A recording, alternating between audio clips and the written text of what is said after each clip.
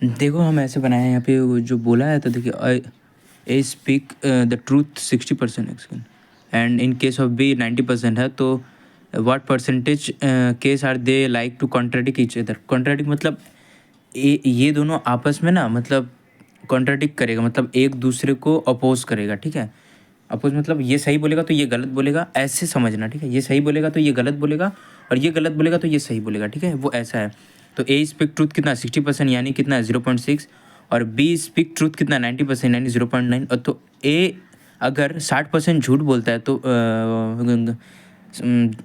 अगर ए 60% सच बोलता है तो झूठ कितना बोलता है 40%, है ना। और बी अगर 90% सही बोलता है तो झूठ कितना बोलता है 10%। तो कॉम्प्लीमेंट भी निकाल लेना है। कॉम्प्लीमेंट 1 माइनस जो होता है, ऐसा भी सोच सकते हो ना कि 60% अगर सच बोलता है तो बचा कितना है 40% यानी 0.4 प्रोबेबिलिटी ऑफ ए कॉम्प्लीमेंट होता है। अब ये जो है हम मान लिया कि let they contradict each other E, उसको हम ई बोल दिया तो probability of E equals to, ऐसे सोचना मैं जैसा बोल रहा हूँ ना ऐसे बोलना, तब थोड़ा आसानी होता है। ए ने सच बोला, बी ने झूठ बोला। ठीक है, फिर प्लस बी ने सच बोला और ए ने झूठ बोला, तो ये दोनों कॉन्ट्राडिक्ट हुआ ना। अगर ये सच बोल रहा है ये झूठ बोल रहा है तो कॉन्ट्रा मतलब एक दूसरे को अपोज कर रहा है। ये सच बोल रहा है और ये झूठ बोल रहा है, ये भी दोनों को अपोज कर रहा है, तो ये दोनों अपोज कर रहा है, तो ये दोनों अपोज कर रहा है, तो इसका प्रोबेबिलिटी ऑफ ए निकाल दिया 0.6। प्रोबेबिलिटी ऑफ बी कॉम्प्लीमेंट यानी बी झूठ बोल रहा है, बी झूठ बोल रहा है कितना है 0.1 है। फिर प्लस बी सच बोल रहा है कितना है 0.9 और ए झूठ बोल रहा है 60% सच बोल रहा है तो झूठ कितना बोल रहा है 0.4। तो ये 6 और 9 चौके 36 तो ये 42 यानी 42%। इसको ऐसे भी कर सकते हो 100/100, वो तो जीनियस हो जाता है मेरे से।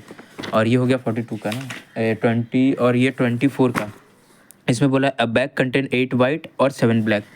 एक बैग है जिसमें 8 वाइट है 7 ब्लैक है, फिर दूसरा बैग है जो कि 5 वाइट है और 4 ब्लैक है, यानी 5 वाइट और 4 ब्लैक। ठीक है, दोनों का बैग नाम दे दिया। फिर बोला है कि a ball is drawn at a random from bag and put into another bag which contain ये a ball is drawn randomly from second bag, what is the probability of getting white. ठीक है, वो बोला क्या कि इस bag में इतना बॉल है, इस बैग में इतना बॉल है, यहाँ से एक बॉल इसमें ट्रांसफ़र किया, फिर यहाँ से एक वाइट बॉल निकाले। अब बोला है कि इसका प्रोबेबिलिटी बताओ। ठीक है, तो नामकरण सर बोले हैं करने के लिए, नहीं तो मैं ऐसे डायरेक्ट कर देता हूँ। मैं जो बोलूँगा ना वो सुनना। ठीक है, पहले तो हम लोग इवेंट ए मान लेते, ए एश्योर इवेंट मतलब ये मानेंगे जो हो चुका है। ठीक है, तो मतलब जिसका प्रोबेबिलिटी पूछेगा ना हमको ए मान लेना है।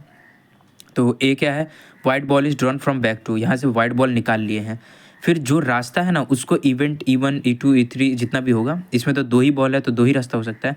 तो E1 हम मान लिए कि white ball is transfer from bag 1 to bag 2, यहाँ से एक वाइट बॉल निकला होगा। ठीक है, ब्लैक और वाइट 2 बॉल है, तो दोनों में से पहले या कोई भी बॉल तुम पहले E1 या E2 किसी को भी मान सकते हो। ठीक है, तो पहले या तो वाइट बॉल मतलब वाइट बॉल निकला यहाँ से, फिर यहाँ पे वाइट बॉल चला गया, तो फिर यहाँ से वाइट बॉल निकला। ठीक है, तो white ball transfer from bag 1 to bag 2 और E2 में क्या है, black ball transfer from bag 1 से बैग 2। ठीक है, ये समझ में आया।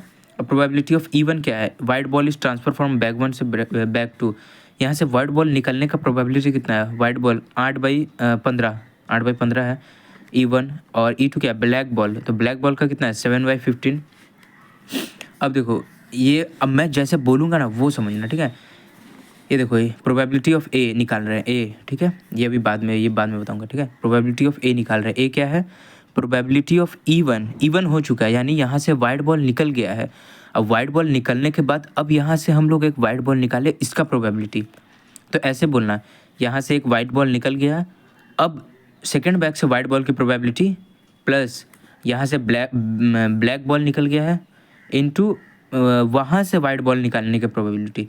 अब देखो ए गिवन E1 मतलब क्या होता है, मतलब ए चला गया है मानी मतलब E1 हो गया है। E1 क्या है, E1 वाइट बॉल, यहाँ वाइट बॉल यहाँ से यहाँ चला गया है, तो यहाँ पे अब वाइट बॉल कितना है 6 है, तो 6 और 4 10, इसमें अब वाइट बॉल निकालने का प्रोबेबिलिटी कितना है 6/10। ठीक है, समझ में आया ना कि E1 जो है white ball is transfer from bag 1 से बैग 2, यहाँ से वाइट बॉल निकल गया है। अब यहाँ पे जो है कितना वाइट बॉल है 6 वाइट बॉल है, तो 6 white ball divided by total. ठीक है 10।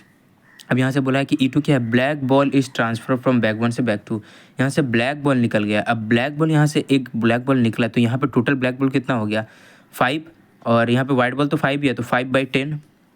समझ में आया, ये 5 अपॉन यहाँ पे तो अब ये 5 हो गया ना, ब्लैक बॉल एक यहाँ से आ गया है, तो ये हो गया 5, तो 5 और 5 मतलब 5/10। वो मैं बोला जैसे कि वाइट बॉल सेकंड बैग से वाइट बॉल निकालने का प्रोबेबिलिटी क्या है, या तो पहले से वाइट बॉल निकला होगा जिसके चलते हम लोगों ने इस बैग से वाइट बॉल निकाला, पहले से वाइट बॉल निकला जिसके चलते हम लोग को इस बैग से वाइट बॉल निकला, या तो यहाँ से ब्लैक बॉल गया होगा जिसके चलते हम लोग यहाँ से वाइट बॉल निकाले। अब ब्लैक बॉल गया होगा जिसके चलते हम लोग वहाँ से वाइट बॉल निकाले। अब बस वैल्यू रख देना है, ये होने के बाद बस वैल्यू रख देना है। 8/15 यहाँ पे है और ये ए गिवन इवन 6/10, ये तो समझ में आया ना 6/10 कहाँ से, क्योंकि यहाँ से एक वाइट बॉल चला गया तो यहाँ पे अब 6 वाइट बॉल हो गया और टोटल कितना है 6 और 4 10 हो गया। फिर प्लस 7/15 E2 और ए गिवन E2 यानी 5/10, और ये सॉल्व करोगे तो ये आ जाएगा। ठीक है, ये बहुत ईजी है, तो समझ में आया ना, ये वाला बोल दो।